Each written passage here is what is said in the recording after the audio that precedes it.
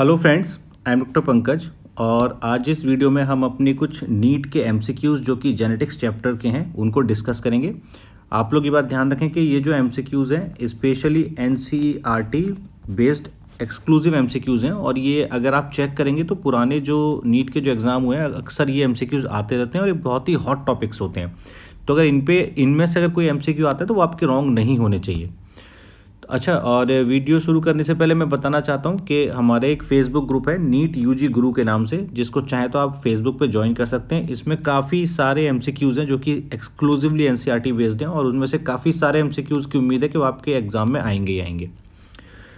तो चलिए पहला क्वेश्चन देखते हैं। A nitrogenous base is linked to which carbon of pentose sugar. मतलब कि देखिए, नाइट्रोजिनस बेस जो होता है वो पेंटोज शुगर के साथ बॉन्ड बनाता है, उसके साथ जुड़ता है। ओके, तो वो पूछ रहा है कि पेंटोज शुगर के किस कार्बन के साथ वो जुड़ता है।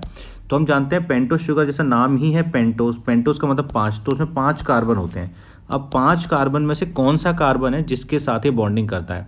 तो इसका आंसर होगा, आंसर इज ए आंसर कैसे, मतलब कि ये कार्बन नंबर 1 के साथ बॉन्डिंग करता है। तो देखिए इस डायग्राम को अच्छे से देखिए।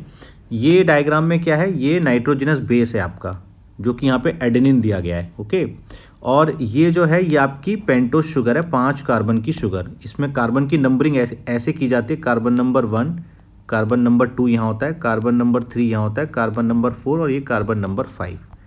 तो आप यहाँ पे देख सकते हैं कि जो नाइट्रोजनस बेस है इसने बॉन्डिंग बनाई है कार्बन नंबर 1 के साथ, मतलब इसकी बॉन्डिंग ये वाली है कार्बन नंबर 1 के साथ। तो इसीलिए हमारा इसका आंसर था, ये क्वेश्चन यही पूछा गया था कि नाइट्रोजनस बेस जो होता है वो पेंटोज शुगर के किस कार्बन के साथ बॉन्ड बनाता है, तो कार्बन नंबर 1 के साथ। ओके, ये बहुत ही इंपॉर्टेंट एमसीक्यू है। नेक्स्ट एमसीक्यू देखते हैं। A nitrogenous base is linked to pentose sugar through which point.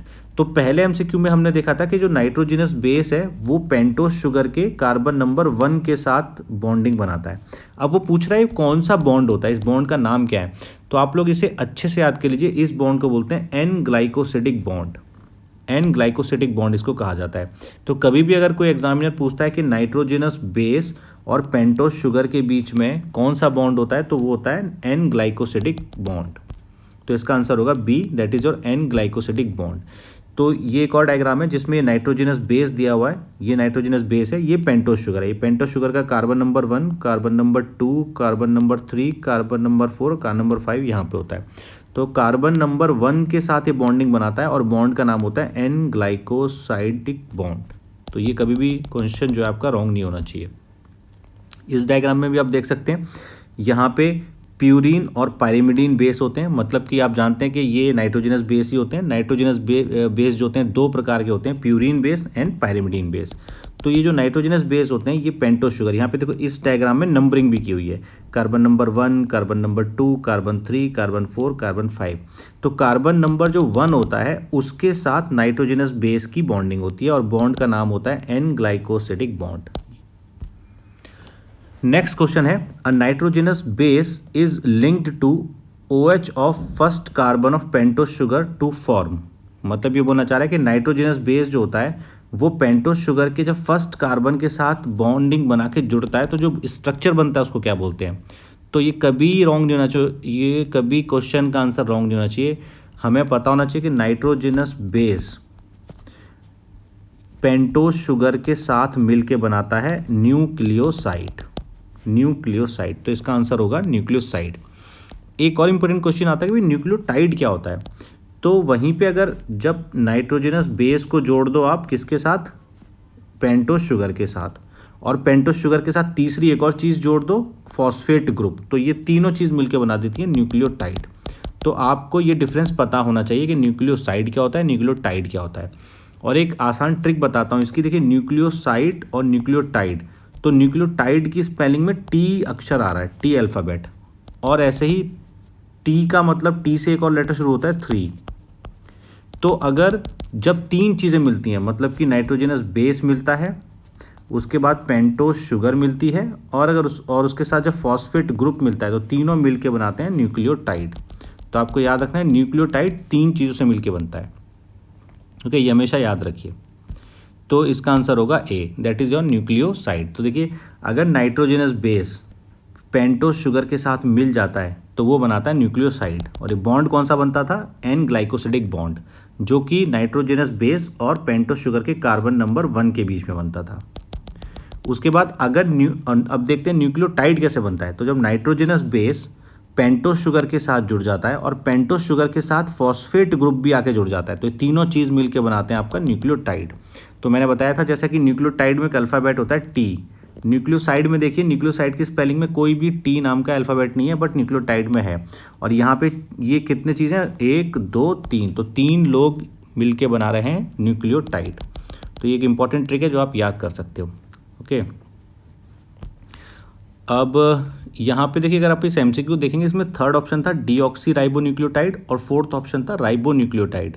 देखिए, डीऑक्सी राइबोन्यूक्लियोटाइड का मतलब क्या होता है कि ऐसा न्यूक्लियोटाइड जिसमें डीऑक्सी वाली शुगर है, मतलब डीऑक्सी राइबोस शुगर है, उसको बोलेंगे हम डीऑक्सी राइबोन्यूक्लियोटाइड। और राइबोन्यूक्लियोटाइड किसको बोलेंगे? ऐसा न्यूक्लियोटाइड जिसमें राइबोस शुगर है।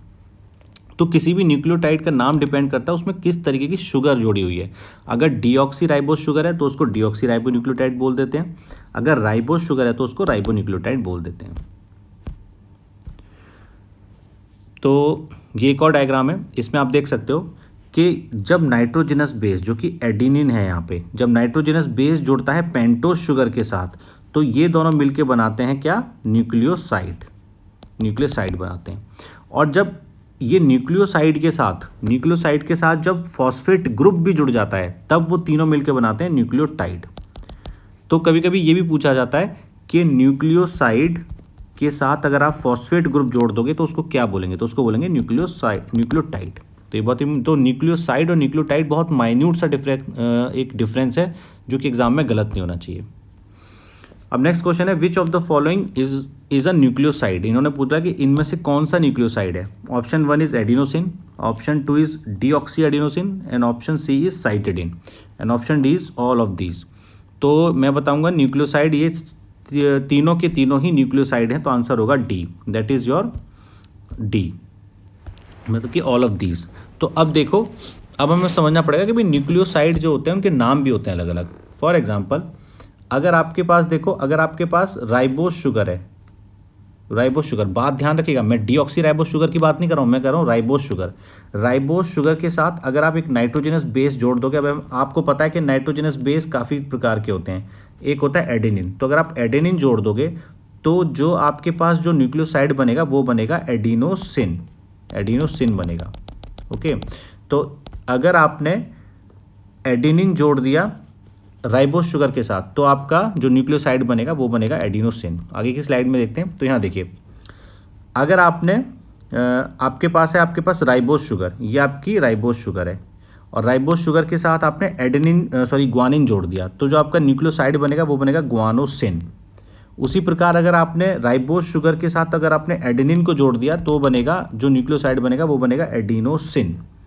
उसी प्रकार अगर आपने साइटोसिन के साथ राइबोस शुगर को जोड़ दिया तो बनेगा साइटिडिन। और ऐसे अगर आपने आरएनए के अंदर क्या होता है? यूरेसिल होता है, अगर यूरेसिल को राइबोस शुगर के साथ जोड़ दिया तो बनेगा यूरिडिन। तो ये जो नाम होते हैं ना, ग्वानोसिन, एडिनोसिन, साइटिडिन, यूरिडिन, ये सारे के सारे न्यूक्लियोसाइड हैं। याद रखिएगा, ये न्यूक्लियोटाइड नहीं है, क्योंकि इनमें फॉस्फेट ग्रुप यहाँ नहीं जुड़ा है अभी तक। तो ये ग्वानोसिन, एडिनोसिन, साइटिडिन, यूरिडिन, ये न्यूक्लियोसाइड हैं जिनके अंदर कौन सी शुगर है? Ribose sugar. यहीं अगर मैं ग्वानोसिन के साथ अगर मैं डीऑक्सी राइबोस शुगर लगा दूं तो उसका नाम बच जाएगा डीऑक्सी ग्वानोसिन। मतलब यहाँ पे ग्वानोसिन था, तो अगर उसमें आप डीऑक्सी शुगर लगाओगे तो उसका नाम हो जाएगा डीऑक्सी ग्वानोसिन। उसी तरीके से अगर आप एडेनिन को जोड़ दोगे डीऑक्सी राइबोस शुगर के साथ तो उसका नाम हो जाएगा डीऑक्सी एडिनोसिन। ऐसी साइटिडिन जो साइटोसिन है, अगर उसमें राइबोस शुगर की जगह अगर आप डीऑक्सी राइबोस शुगर लगा दोगे तो नाम हो जाएगा डीऑक्सी साइटिडिन। और उसी तरीके से एक होता है थाइमिन, थाइमिन के साथ अगर आप डीऑक्सी राइबोस शुगर लगा दोगे तो उसका नाम हो जाएगा डीऑक्सी थाइमिडिन। तो जहाँ भी डीऑक्सी लगा रहे इसका मतलब उसमें डीऑक्सी राइबोस शुगर है ये भी न्यूक्लियोसाइड है, ये भी न्यूक्लियोसाइड है, बस अंतर है शुगर का। नेक्स्ट क्वेश्चन है, a phosphate group is linked to which carbon of pentose sugar. अभी बोला है कि जो हमने अभी पढ़ा था न्यूक्लियोटाइड, न्यूक्लियोटाइड के अंदर क्या होता है कि आपके पास एक नाइट्रोजनस बेस होता है, नाइट्रोजनस बेस के साथ क्या जुड़ा होता है, शुगर जुड़ी होती है, पेंटोस शुगर, चाहे वो राइबोज हो चाहे वो डिऑक्सीराइबोस शुगर हो। और जब राइबोज शुगर के साथ जब फॉस्फेट ग्रुप जुड़ जाता है तो उसको बोलते हैं न्यूक्लियोटाइड। तो ये पूछना चाह रहा है कि जो फॉस्फेट ग्रुप है, ये जो फॉस्फेट ग्रुप है आपका, ये किस कार्बन के साथ अटैच्ड होता है, मतलब कि राइबोज शुगर के। तो इसका आंसर होना चाहिए आंसर डी, मतलब कि 5th नंबर कार्बन के साथ। अब डायग्राम में देखते हैं, देखिए ये है आपका नाइट्रोजनस बेस, ये है आपकी पेंटोस शुगर। अब पेंटोस शुगर के नंबर 1 कार्बन ये है, 2 ये है, 3 ये है, 4 ये है, 5 ये है। हमने देखा था कार्बन नंबर 1 से जुड़ा होता है नाइट्रोजनस बेस, और यहाँ देखिए कार्बन नंबर 5 जो होता है इससे जुड़ा होता है फॉस्फेट ग्रुप। तो पेंटोस शुगर चाहे वो राइबोस शुगर हो चाहे वो डीऑक्सीराइबोस शुगर हो, उसमें 5 कार्बन होते हैं। तो फर्स्ट नंबर कार्बन से जुड़ता है आपका नाइट्रोजनस बेस, और 5th नंबर कार्बन से जुड़ता है आपका फॉस्फेट ग्रुप। ये अच्छे से याद रखिएगा। और आपने पहले पढ़ा था कि ये जो नाइट्रोजनस बेस जो होता है उसके बीच में और पेंटोस शुगर के बीच में होता है एन ग्लाइकोसिडिक बॉन्ड। उसी तरीके से जो आपका पेंटोस शुगर का कार्बन है और फॉस्फेट ग्रुप के बीच में क्या होता है, फॉस्फोडाइस्टर बॉन्ड। ये भी क्वेश्चन बहुत पूछा जाता है।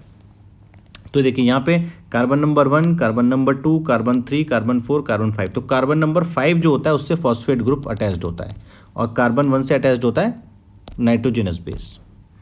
यहाँ भी इस डायग्राम में आप देख सकते हो, ठीक है। चाहे वो राइबोस शुगर हो चाहे डिऑक्सीराइबोस शुगर हो, सबके अंदर 5 कार्बन होते हैं, 1 2 3 4 5, ठीक है। तो फर्स्ट कार्बन से अटैच्ड होता है नाइट्रोजनस बेस और 5th कार्बन से फॉस्फेट ग्रुप। नेक्स्ट क्वेश्चन है, a phosphate group is linked to nucleoside through. मैंने जो बोला था कुछ देर पहले कि फॉस्फेट ग्रुप जो न्यूक्लियोसाइड, मतलब कि न्यूक्लियोसाइड के अंदर किस से अटैच्ड होता है, शुगर के साथ, शुगर के 5वें कार्बन के साथ। तो किस बॉन्ड के साथ अटैच्ड होता है, तो वो बॉन्ड बनाता है फॉस्फोडाइस्टर लिंकेज। तो अगर कभी भी कोई एग्जामिनर पूछता है कि बेटा फॉस्फेट ग्रुप और शुगर जो होती है, जो आपकी पेंटोस शुगर है, उसके बीच में कौन सा बॉन्ड बनता है, तो आप आंसर करेंगे फॉस्फोडाइस्टर बॉन्ड या फॉस्फोडाइस्टर लिंकेज। तो आंसर होगा बी। तो ये जो बॉन्ड यहाँ बना, ये जो बॉन्ड बना, इसी को बोलते हैं हम लोग फॉस्फोडाइस्टर बॉन्ड। मतलब कि पेंटोस शुगर और फॉस्फेट ग्रुप के बीच में जो बॉन्ड बनता है उसको बोलते हैं फॉस्फोडाइस्टर बॉन्ड। तो इस वीडियो को यहीं पे एंड करते हैं। Thanks for watching my video. और आप लोग कोशिश कीजिए कि ये जो हॉट टॉपिक्स है ना, ये रिवाइज कीजिए बार बार, जिससे कि इनसे आया हुआ कोई भी क्वेश्चन रॉन्ग ना हो जाए, क्योंकि ये वो टॉपिक्स हैं जो एग्जाम में आने ही आने हैं।